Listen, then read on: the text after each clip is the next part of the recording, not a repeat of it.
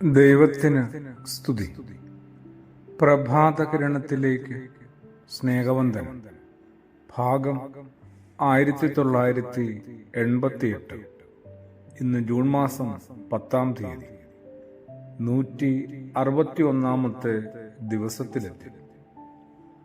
എന്തുമാത്രം സമചിത്തതയോടെ ജീവിച്ച ഒരാളാണ് ക്രിസ്തുയേശു. ജീവിച്ച് നമ്മളെ ബോധ്യപ്പെടുത്തിയ ഒരാളാണ്. എൻ്റെ നിങ്ങളുടെയുമൊക്കെ സമചിത്തത, അതൊന്ന് കണ്ടെത്താനോ അളന്നെടുക്കാനോ മനസ്സിലാക്കാനോ ഒക്കെ ഒരു ശ്രമം നല്ലതാണ്. കുറച്ചുകൂടി ശാന്തരാവാനായിട്ട് നമ്മൾ പഠിക്കുകയും പരിശീലിക്കുകയും വേണ്ടി. എല്ലാം പ്രതികൂലമാകുമ്പോഴുള്ള എൻ്റെ നിങ്ങളുടെയും പ്രതികരണമാണ് ശ്രദ്ധിക്കേണ്ടത്.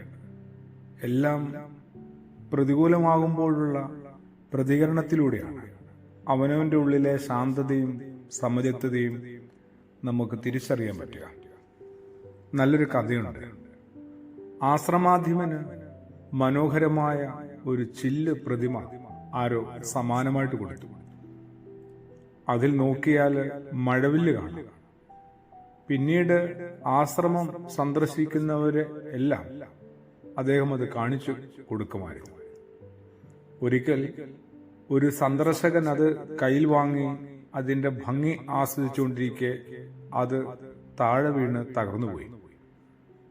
ഗുരുവിന് പ്രതിമയോടുള്ള ബന്ധം അറിയാമായിരുന്ന എല്ലാവരും ശരിക്കും ഞെട്ടിത്തരിച്ചു. ഭയത്തോടും ആകാംക്ഷയോടും ആളുകൾ ഇങ്ങനെ നിൽക്കുമ്പോൾ എല്ലാവരെയും ഗുരു അത്ഭുതപ്പെടുത്തുകയാണ്. ഗുരു പറയുകയാണ്, താഴെ വീണ് ആ മനോഹരമായ പ്രതിമ പൊടിഞ്ഞല്ലേ, ഇനി വാ, നമുക്ക് തൂത്തുവാരി തറ വൃത്തിയാക്കാം. എല്ലാം പ്രതികൂലമാകുമ്പോഴും ഞാൻ എന്തുമാത്രം ശാന്തതയിലാണ്. ക്രിസ്തുയേശുവിനെ കുറിച്ചൊരു മനോഹര ചിത്രം സുവിശേഷം തരുന്നുണ്ട് കേട്ടോ. ഇങ്ങനെ ആടിയുലയുന്ന തിരമാലകളൊക്കെ വഞ്ചിയിലേക്ക് ആഞ്ഞടിക്കുന്ന, ഇപ്പം വള്ളം മുങ്ങുന്ന ഉറപ്പുവരുന്ന ആ പടവില് ആളിങ്ങനെ സുഖമായി ഉറങ്ങിയെന്ന്. കൊതി വരുന്നുണ്ട്, അസൂയ തോന്നുന്നുണ്ട്.